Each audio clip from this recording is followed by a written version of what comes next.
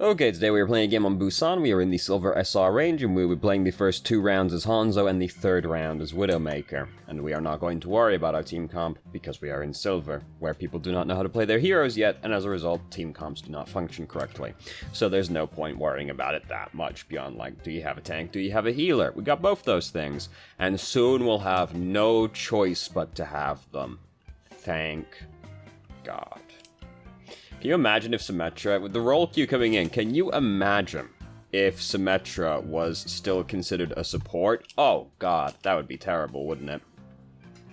So, anyway, I felt like everything was moving very slowly for some reason, but apparently it was just my imagination.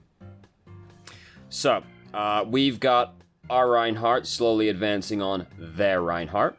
Turns out they've got a Sombra over here. This is not a terribly productive place to have tossed our Sonic Arrow, because Sombra's already in line of sight, which is not going to help us find her anymore. So I'd rather turn it off of the Sonic Arrow right there, so that we can chuck that somewhere more useful than with the Sombra over there. Sombra's dead now, so we don't have to worry about that one. We've started slowly advancing towards the enemy team. I don't really want to do that, because it's just basically very scary, and it doesn't give us that much of an advantage. It makes it easier for them to hit them because they're closer to us, but ideally we're better at just hitting them from further away. Because for the most part, if you're playing a long-range hero, you don't want people to be close to you. Now Hanzo's got some defenses to get away, because he's got Storm Arrow. There we go. And every time we watch Hanzo, I'm always like, Sonic Arrow. No, that's the sonar. But then I'm just sat there going, Sonic Arrow, Sonic Arrow, Sonic Arrow. No, it's not that, I swear to God. Anyway, Anna's mad about that one. So Hanzo's got some defense against people being close to him with the Storm Arrow and Lunge and all that. But for the most part, still being close to people is still not recommended. And being all this way over here makes us very vulnerable to just kind of getting shot. Not so bad now, because they're further away from us. Genji is coming up on the right side of us right now, which we have noticed, and we're going over here to try and deal with. Gonna get him. So we could have actually just, like, lunged right up to him here to kill him instead, because if we just lunge up and punch him, he's dead, and that's a lot easier to land than the arrow itself, which gives him more chance to get away. But then we kill him right there anyway, so it sucks to be Genji, doesn't it? I was saying a minute ago, we don't want to be close to people. Ideally, we're better at shooting them from further away. But the Genji was real close to us, and he was real low. We could lunge up and punch him, and he's pretty much just fucking dead. Anyway, so we've managed to defend the point. Now they gotta try and push in again.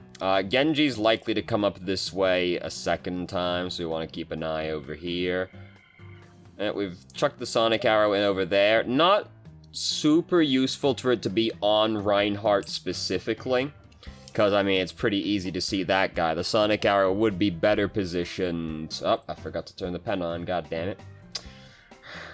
There we go. The Sonic Arrow would be better if we just stuck it like right in here, because from here we could already see everything except for the people around this wall, but we're not really preoccupied with that right now.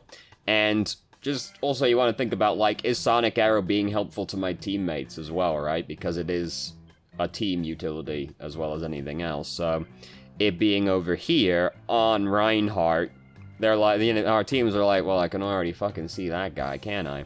Whereas if it's over here, hey, suddenly it's a lot more useful for the team as well as ourselves. So Reinhardt's pretty upset about that one. He's not quite dead, and, you know, hopefully our teammates actually kill him. Doesn't look like that's what actually happened, sadly.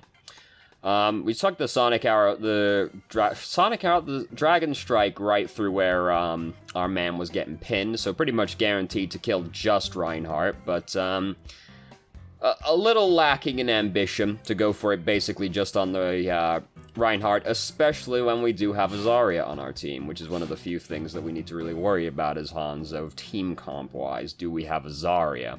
Because then we can combo our ultimate with hers. We can kind of combo with some other people as well. Like, you can combo it with Earth Shatter, but Graviton's just very easy and automatic, you know? So, if we're gonna chuck the basically, we should be pushing tab a lot when we've got Zarya on our team to be looking at her ult charge.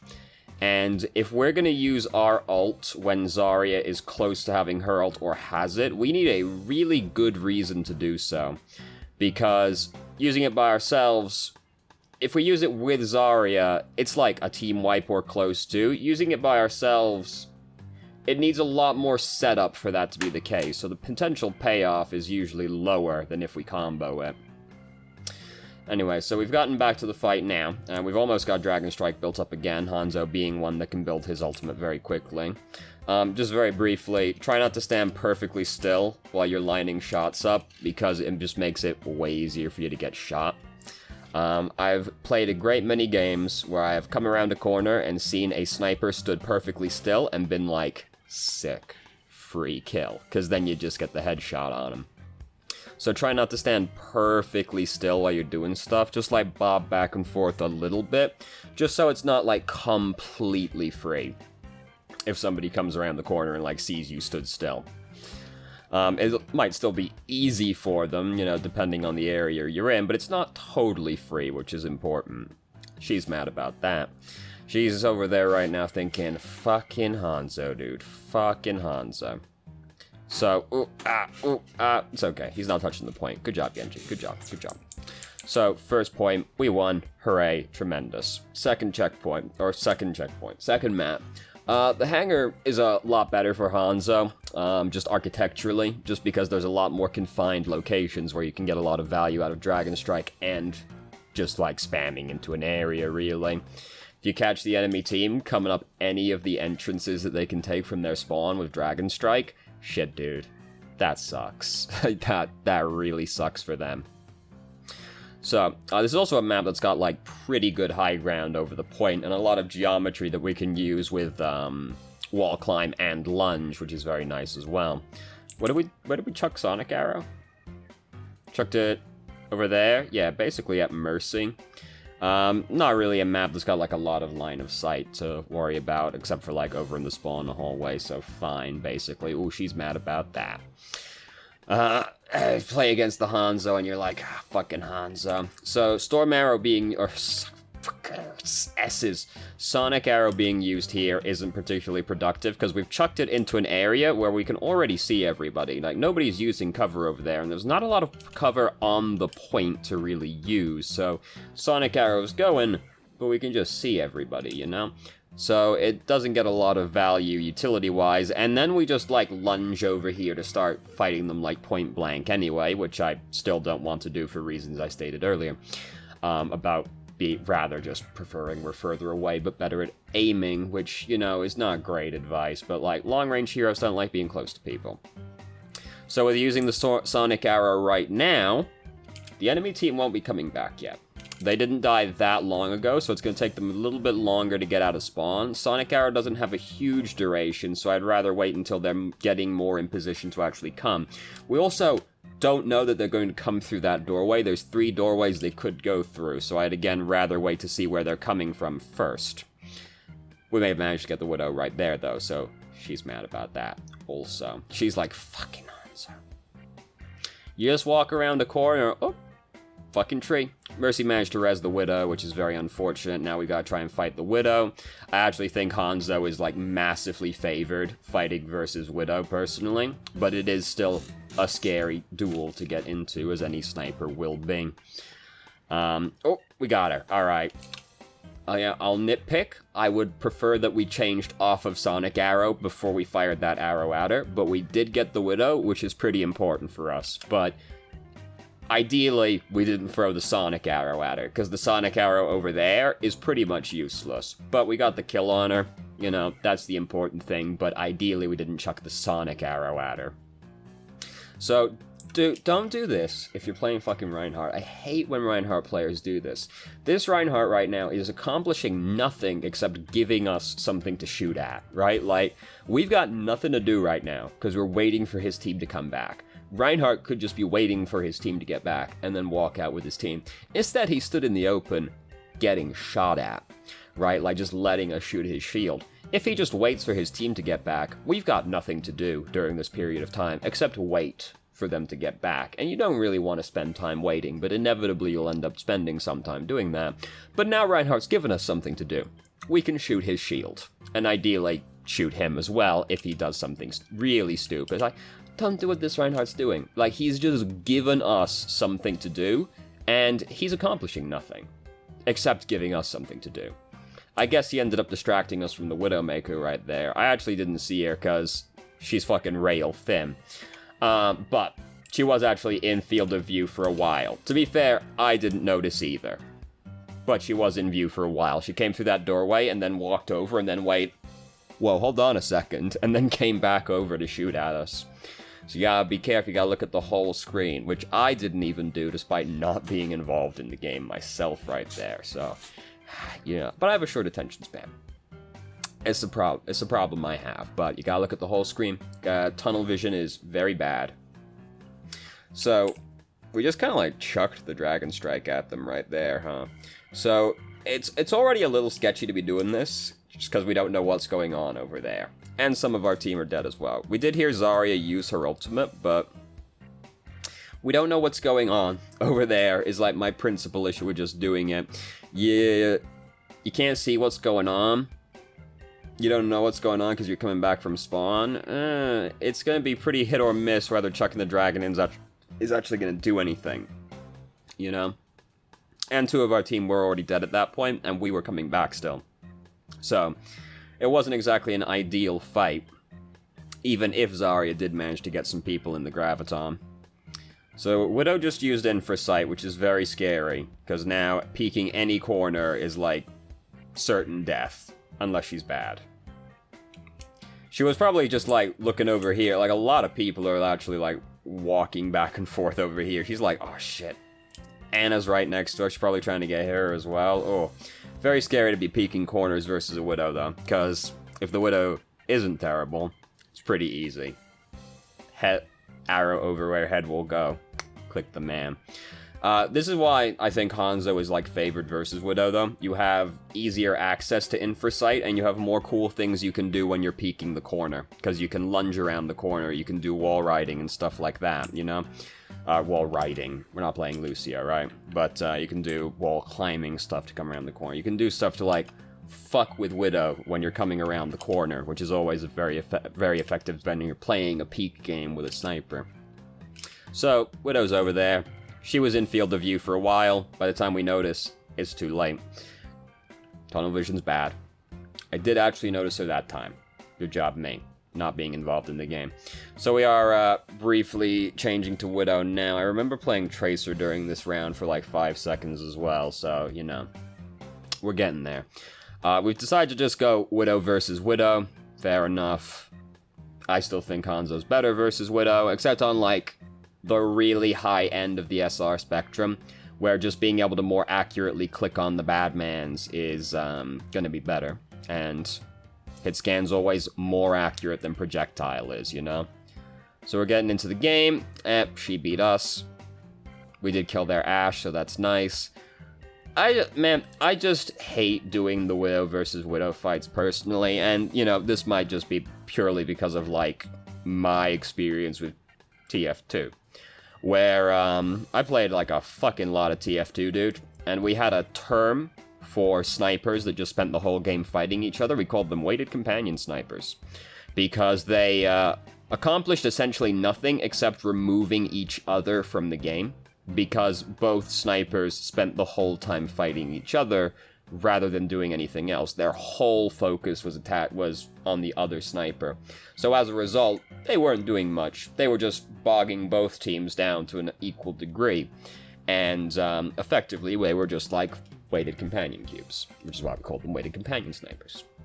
So I find Widow versus Widow really easily turns into that. Where you just, both Widows are removing each other from the game, and that's, like, not super productive. I always find that, like, unless you're way better than the other Widow, where, like, you're really confident you are gonna beat the other Widow, it is a more effective use of your time to just, like, avoid getting into the fight with the other Widow as much as possible, and just shoot the other bad men if you can instead. Not every map really allows that very easily, because, you know, to avoid fighting the other Widow, you've got to be in a position where you're out of the other Widow's line of sight, but you can still see the enemy team, which is just not possible on some maps. But as just a general thing, I find, like, unless you're way better than the other Widow and you know it, like, you're better off just, like, worrying about other stuff. So there's a Pharah now. Widow is pretty much the best hero you can play against Pharah, provided, you know, you're good at Widow. We've seen a lot of... We've all seen the bad Widows that cannot click on a Pharah. Or a Mercy, either, for that matter. They've also got a Genji. Genji's scary for us personally as Widow. So we've got to keep an eye out for that.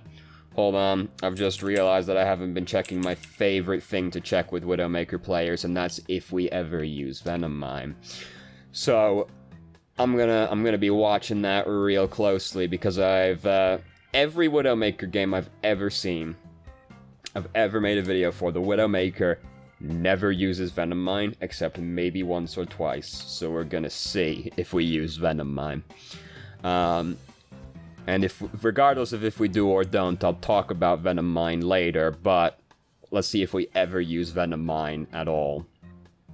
Needless to say, just as any hero in the game, not using a cooldown ever is, like, really bad. You want to be using your cooldowns. So that's what I'm watching for now as well. So, yeah, there's going to be a lot of things for us to keep track of, because we have to try and fight the Pharah while also trying to worry about this Genji. We can use Venom Mine to try and guard flanks, though I'd rather we're just listening to the game instead, which is adequate in most situations, unless the person's going to go on like a oh no. Good job, Anna. Unless the person's going to go on like a real weird flanking route, like, you can usually just listen for the guy, and that's good enough, so then you don't have to use Venom Mine for that. So, now we've got less to say overall. We're now largely playing an aim better hero, so as long as we aren't doing anything like ridiculous, you know, is gonna be good pretty much. So far we're sitting pretty far back, so that's good. You know, we've missed some shots, meh, you know, such is life. Aim better. What tremendously good advice.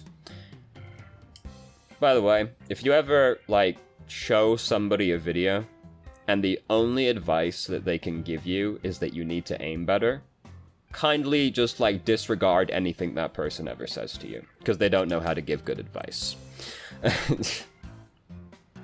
I hate that shit so much. I've seen so many where they're just like, well, you missed right here. If you hit him, he would have been dead, and that would be preferable to him being alive. You are not wrong, but perhaps give me some slightly more actionable information to work with, you know? So, we did use Infrasight right here. Are many of them even still alive by this point? I was talking about my own thing, so I wasn't watching the kill feed super closely, which is bad of me. Genji killed himself, so that's pretty sick.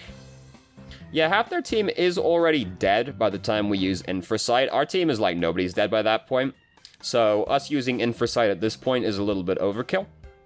And it would be better saved for when the enemy are in a better position to, like, maybe do something. Because just, like, 3 people down, that's not looking good for them. And now Infrasight, by the time the enemy team is regrouping, Infrasight's worn off. Whereas if we could use it right now as they're trying to push him, that would be significantly scarier for them. And way easier for us. I heard, yep, there's Tracer. I was gonna say, I can hear a Tracer bouncing around off screen somewhere. Here's Genji. We jump down away from the Genji. He didn't follow us down, which a classic Genji maneuver versus a Widow would be force the Widow down. Then you try and, like, grapple back up again, but Genji can just follow you back up, so it's a little bit, you know, hit or miss. So we have used Venom Mine already when trying to fight the Genji. That's nice. I went back just to, like, see if we could have chucked it at him in there, and we could not chuck it at him in there, so that's unfortunate. You know, it's just real hard to fight off a flanker's Widow. Ideally, we're not using Widow's Kiss. Ideally, we're trying to snipe him still, but it is very hard to snipe the Genji that is actively trying to kill you. Oh, here comes Winston. Winston will get the scary ninja away from us, hopefully. We're pretty low, which is Oh, here comes Anna. Hooray. Okay, thank goodness. Okay. About to run out of time. There goes Diva. Not really a... Oh, if only we could have gotten that bubble off of her, before that exploded, but tragically not. It looked like we were trying, but we didn't manage to get it off of her. So we'll start talking about Venom Mine now. Suffice to say, we didn't make good use of Venom Mine. Like, what I find is the best use for Venom Mine, because I've already said I don't like using it to guard flanks, unless, like... Sometimes it's good to do that on, like, certain maps where you can get, like, really big heads up that they're coming. For example, like, Volskaya's second checkpoint, you can put it, like, really far on the left or the right if you're standing on the high ground at the back, and it will give you huge heads up that they're coming, right? And that is good for, like, that map specifically, because if they get to you, if they, like, by the time that you would hear them coming, they can be too close to really do anything about sometimes, especially if it's someone like Reaper, where he might, like, just be on you and kill you before you can react. So, certain situations like that, it's good to use it to guard for flanks. But I find the best use for Venom Mine, frequently, is just to chuck it into the enemy team. Because if they don't, like, break it really quickly, which people are bad at doing, at all ranks, to be honest with you, but particularly in, like, Silver, people are not going to do this. They're just going to, like, let the mine land in front of them, and then the mine's going to explode on them. And then you're doing just, like, a bunch of ambient damage to the enemy team, which makes it easier for you to kill people and the enemy team, but the Venom Mine gives you infrasight also. So, if you can get it on a bunch of people during the fight, that can be helpful just for the fight as well. So I like just chucking the Venom Mine at the enemy team, because even if it doesn't result in you getting a kill, and it didn't help anybody get a kill or anything like that, right? It didn't set anything up. But even if it doesn't do that, it still did damage to the enemy team, probably a few people on the enemy team. So if nothing else, you got a bunch of free ult charge, dude. Just, like, free money right there. So, to be honest with you, I find just, like, chucking it at the enemy team is often the best use for Venom Mine. But, you know, using it to try and fight off flankers is good, especially, you know, there was a time Venom Mine would hit Widow as well, but they changed that, so now it's good for, like, helping fight off flankers as well. But, like, outside of, like, certain map-specific situations where the Venom Mine can give you a really big advance notice of a flank coming, I find it's usually best just chucked at the enemy team. Just does a bunch of ambient damage, which helps out, and gives you infrasight, which is also nice. So, what we got going on here? Hairraiser, the worst game ever. I don't know, there's some pretty bad video games out there, though. Pro Jared, the story you never know. I'm afraid to click on anything related to Pro Jared because I'm afraid I'm just going to end up seeing his dick by accident, and I just don't want that in my life. I know it's happened to people. Oh, what's happening with Pro Jared? Oh, God. You know? It's just not a man I want to see his penis, really. Maggie Bond's Online Stalker. Alright. The power of video game cheats. I like Jim Sterling a lot. I like H-Bomber Guy. Glitchless speedruns, I like Easy Escape. And I've seen this video pop up so many times that I'm gonna end up watching it eventually, because it is the kind of stuff I would watch. Overall, like, the biggest thing was mostly just, like, mechanically, like, we could have been aiming better, which, you know, not great advice, but, like, we were positioning fine outside of, like, the first round. The first round I wasn't happy with how aggressively we were standing on that map, but to be fair, simultaneously, Shrine on Busan is, like, everywhere is kind of bad to stand on that map, right? Like, it's up there for one of my least favorite maps in the entire game. Like, it's just such an awkward layout. I really don't like it. So to be fair, there aren't many great places to stand on there. But, like, outside of that, I thought we were positioning pretty much fine. We weren't doing anything, like, particularly egregious. It was mostly, like, cooldown stuff. You know, not using Hanzo's Sonic Arrow great. Not using Venom Mine. You know, that was, like, mostly what stood out. But, like, for the most part, we didn't use Venom Mine, didn't use Infrasight that well either, but we had, like, a sample size of, like, one ultimate, so simultaneously, right? Like, could be an outlier. But for the most part, like, pretty solid. I would say, like, better, definitely better than you would expect your average silver Hanzo or Widowmaker to be. Definitely. So yeah, like, pretty solid overall.